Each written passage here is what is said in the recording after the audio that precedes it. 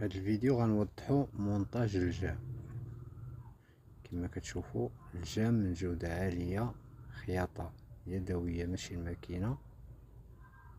كيفاش تركبو بالطريقة الصحيحة وما يكونش عوج وتمونطيه. عندنا اللي هو القب كما كتشوفوا، اللي هو هذاك اللي في يدي، وهذيك جبهات المنخر. الجام كيتمونطا بواحد الصعوبة كما غتشوف.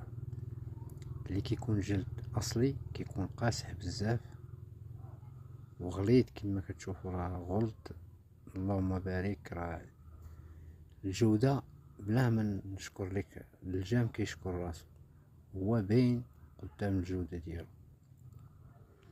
هنا من بعد ما كنركب الجبهة في القب كنمونطي النظارة كما كتشوف.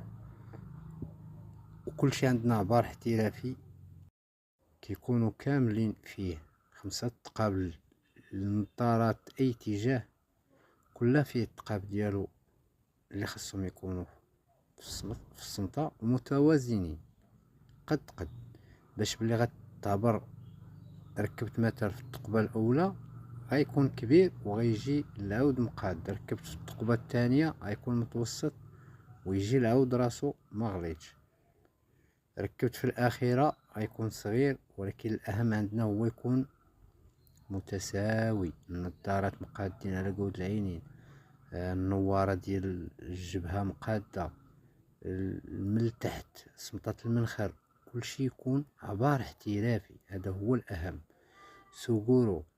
المهم العبار ديال الجام خصك تمونطيه مونتاج بطريقة صحيحة باش اصلا ما يعطلش العود، ما يكونش عوج، ما يكونش كيبقى يتحكى العود من واحد الاتجاه. تاني حاجة كيعطي الجمال العود بلي كيكون الجام من جودة عالية وجلد اصلي، كيعطي الجمال العود وكيكون صح. هو تبارك الله سميتو العود، خصو تكون مصايبه ليه شي حاجه اللي تكون فايته الجهد ديالو باش تضرب واحد المده وتخدم مع السيد اللي غيشري وغيستهلك هاد الجام وغيشري يركبو العود ديالو. خصو ماشي كل نهار كيقلب على الجام، خصو يضرب واحد السنين يتهلا فيه، حيدو من الماء غيضرب بيه واحد السنين ما يسولش في الجام. علاش؟ المونتاج، غير المونتاج ديالو غيبين لك بانه الجام اصلي. ومرحبا بالجميع اللي مهتم وخاصو شي الجام، موجود فين ما كنت على انحاء العالم يوصلك كوموند ديالك. وتحياتي للناس اللي كيشاهدوا الفيديو.